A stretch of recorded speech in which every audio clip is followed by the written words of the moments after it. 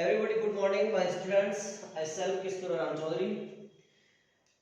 Online class AVM school Balotra, class 10, subject Hindi. और आज का टॉपिक है अपना स्त्री शिक्षा के विरोधी कुतर्कों का खंडन।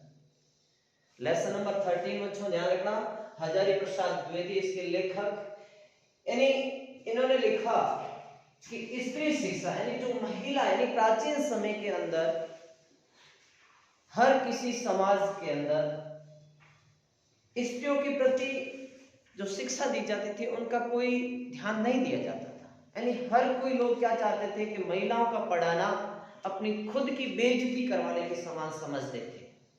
लेकिन ज्यों-ज्यों समाज विकसित होता गया, मनुष्य अपनी जाति के प्रति लाजवाब होता गया, त्यों-त्यों महिलाओं ने पढ़ना शुरू किया।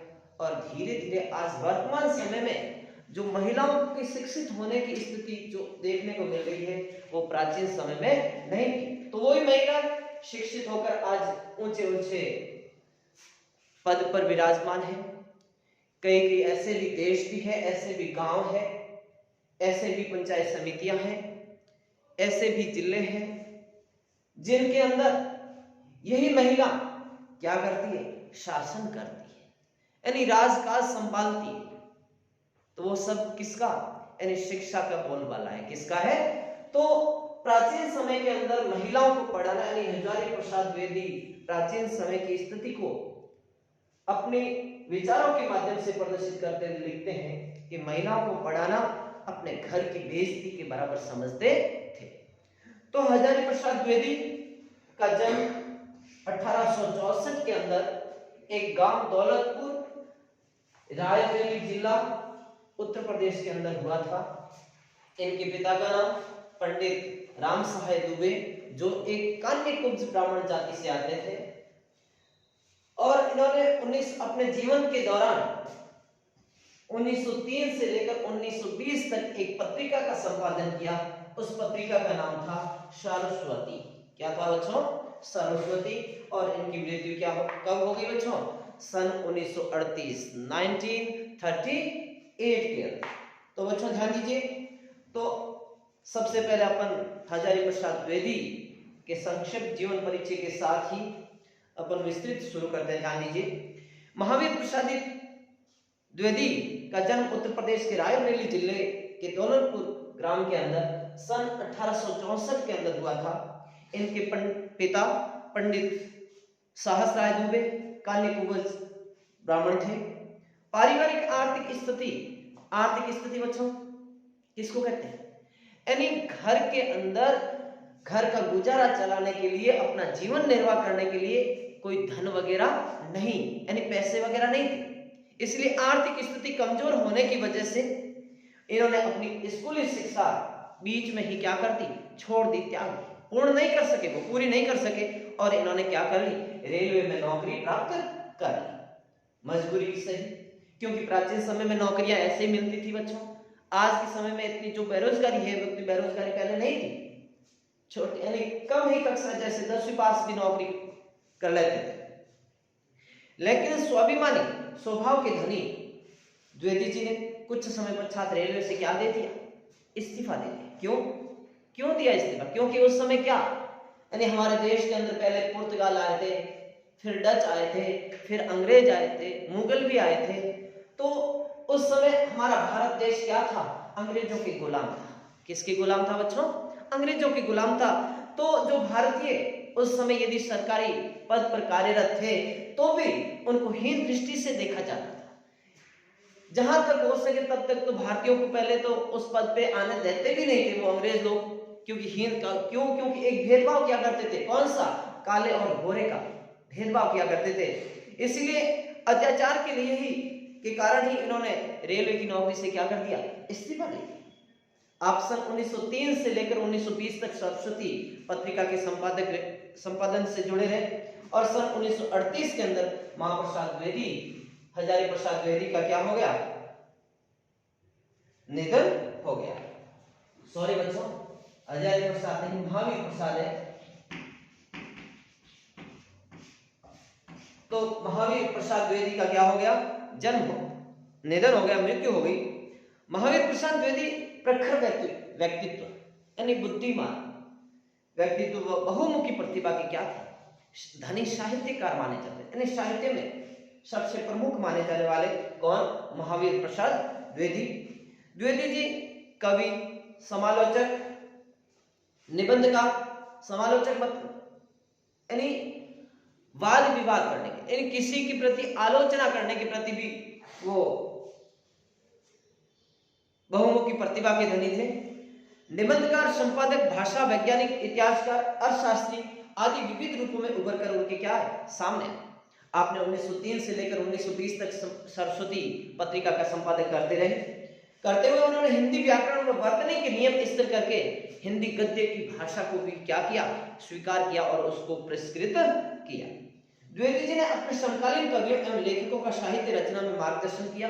इसी कारण आधुनिक हिंदी साहित्य के द्वितीय उत्थान यानी सुधार के प्रति महावीर प्रसाद द्विवेदी के नाम पर द्विवेदी युग भी कहा जाता है। इनके प्रयासों से खड़ी बोली काव्य की भाषा के रूप में भी प्रतिष्ठित हुई, यानी इन्होंने पद्य भाग के अंदर भी जो कविता लिखी थी वो कौन सी भाषा में लिखी थी बच्चों, खड़ी बोली भाषा में लिखी थी। कौन सी में, तो इन्होंने जो भी काव्य संग्रह किया था वो किसमें, खड़ी बोली में किया था। द्विवेदी जी ने भारतीय जाति परंपरा का समालोचनात्मक दृष्टि से गहन अध्ययन किया और द्विवेदी जी ने अपने जीवन काल के दौरान इन्होंने क्या किया, अपने भारत के अंदर विद्यमान जो भी जाति थी उन्हीं की परंपरा, उनकी सांस्कृतिक, उनकी सामाजिक, उनकी आर्थिक स्थितियों के बारे में जाना और उनका अध्ययन किया एवं प्रासंगिक विवेक सम्मत परंपराओं का समर्थन कर रूढ़ियों का विरोध किया। रूढ़िवादी परंपराएं जैसे जातिवाद है, फिर ये सती प्रथा, दहेज प्रथा, ये जो चल रही है, यानी जो रूढ़िवादी थी उनका क्या किया, विरोध किया। इनके लेखन में सरलता, सुबोधता एवं परिनिष्ठता के गुण झलकते हैं।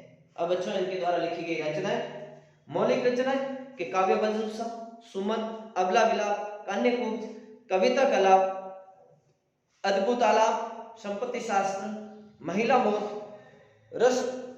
रसज्ञ रंजन, साहित्य शिखर, ये तो थे इनके गद्य रचनाएं। और पद्य रचनाएं, विनय विनोद, स्नेहमाला, ऋतु तरंगिनी, ये तो पद्य की थी। और गद्य के नाटक वगैरह ये भी थे, जिसमें थे प्रमुख भामिनी विलास, रघुवंश, वेणी शहान, बेकर विचार रत्नावली, स्वाधीनता आदि। तो बच्चों यहाँ पे क्वेश्चन बनेगा, यहाँ पे 2 नंबर का क्वेश्चन पूछा जाता है बोर्ड एग्जाम के अंदर। जो पूछा जाता है, एक तो लेखक का जीवन परिचय और उसी के साथ साथ कभी कभार पूछ लिया जाता है कि इनके द्वारा लिखी गई कोई 2 रचनाओं के नाम।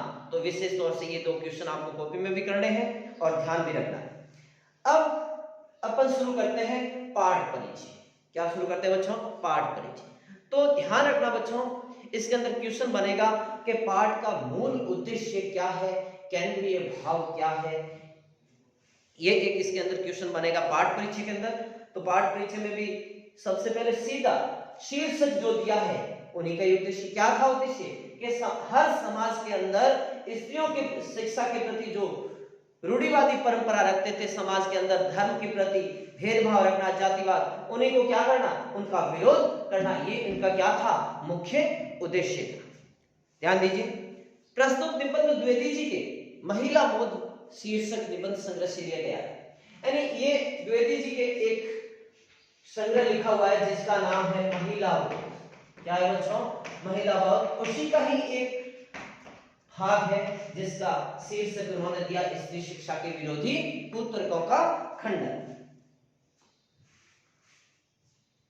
ये निबंध प्रथम बार सितंबर 1914 को सरस्वती पत्रिका में पढ़े लिखों का पांडित्य शीर्षक से प्रकाशित हुआ और 1914 के अंदर ही पहली बार ये निबंध जो अपन आज पढ़ रहे हैं वो उन्होंने एक पत्रिका जो संपादन किया करते थे, कौन सी, सरस्वती, जो उन्होंने 1903 से लेकर 1920 तक इन्होंने संपादन किया था, उसी पत्रिका के अंदर एक शीर्षक क्या लिखा उन्होंने, पढ़े लिखों का पांडित्य। यानी किस प्रकार पढ़े लिखे होने के बावजूद भी महिला को एक हीन दृष्टि से देखते हैं, उसी के बारे में अपने विचार प्रकाशित किए। 21वीं शताब्दी में स्त्री शिक्षा, आज कौन सी शताब्दी चल रही है बच्चों, ध्यान रखना, 20वीं नहीं है, आज ही 21वीं है। तो इसी 21वीं सदी की बात कर रहे हैं कि स्त्री शिक्षा विज्ञान, सरकारी सेवा, निजी क्षेत्र, व्यापार एवं वाणिज्य सहित सभी क्षेत्रों में पुरुषों के कंधे से कंधा मिलाकर समाज निर्माण एवं विकास में अपना योगदान दे रही है। शुरुआत में मैंने बता दिया, हर जगह आज क्या है, महिलाओं का बोलबाला है। भले आप विज्ञान का क्षेत्र देखो, भले शिक्षा का क्षेत्र देखिए, भले साहित्य का क्षेत्र देखिए, चाहे आप सरकारी सेवा देखिए, चाहे निजी सेवा देखिए, चाहे व्यापार देखिए, किसी में भी देखिए, महिलाएं क्या है, सबसे आगे, यानी पुरुषों के साथ कंधे से कंधा मिलाकर हर काम को सफल बनाने में तत्पर है। लेकिन इस स्थिति में पहुंचने के लिए स्त्री शिक्षा के पक्षधर सुधारकों को पुरुष प्रधान एवं रूढ़िवादी समाज से क्या है, कड़ा संघर्ष करना पड़ा है। लेकिन आज और प्राचीन समय की स्थिति में अंतर जानने के लिए लोगों ने उनका भी क्या किया, कठिनता से सामना किया। और आज इस स्थिति के दौरान आज हर समाज स्त्री प्रधान होते हुए भी आज स्त्रियों को क्या दे रखी है, जगह दे रखी है। प्रस्तुत निबंध में स्त्री शिक्षा को समाज एवं परिवार के विघटन एवं पतन के लिए जिम्मेदार ठहराने वाली दकियानुची सोच को अकाट्य तर्कों द्वारा सिरे से खारिज करता है। तो महावीर प्रसाद द्विवेदी जी लिखते हैं कि ये जो निबंध है, इससे ये जानकारी मिलती है कि आज के समय के अंदर जो परिवार के अंदर रहने वाली महिलाओं को हीन दृष्टि से देखता है, तो इस प्रकार उसको किस प्रकार आगे बढ़ाया जाए उसके बारे में सीख मिलती। और उसी के साथ साथ कि प्राचीन समय के अंदर एक स्त्री को शिक्षा देने से किस प्रकार एक समाज के अंदर एक परिवार का विघटन हो जाता है, पतन हो जाता है। ऐसी भावनाओं को अपने मन में विचार करने वाले ऐसे चापलूसी लोगों को किस प्रकार तर्क के साथ उनको सही रास्ता, सही मार्ग दिखाए। साथ ही इसमें एक दकियानुसी एवं अप्रासंगिक परंपराओं के अंधानुकरण के बजाय विवेक सम्मत तर्कपूर्ण परंपरा को ही ग्रहण करने की बात कही गई है। इसकी भाषा शैली हिंदी की द्वितीय युगीन पद्य की एक बानगी प्रस्तुत करती है, एक बाजपन प्रस्तुत करती है। तो बच्चों, इसी के साथ मैं अपनी वाणी को यहीं विराम देता हूं। धन्यवाद।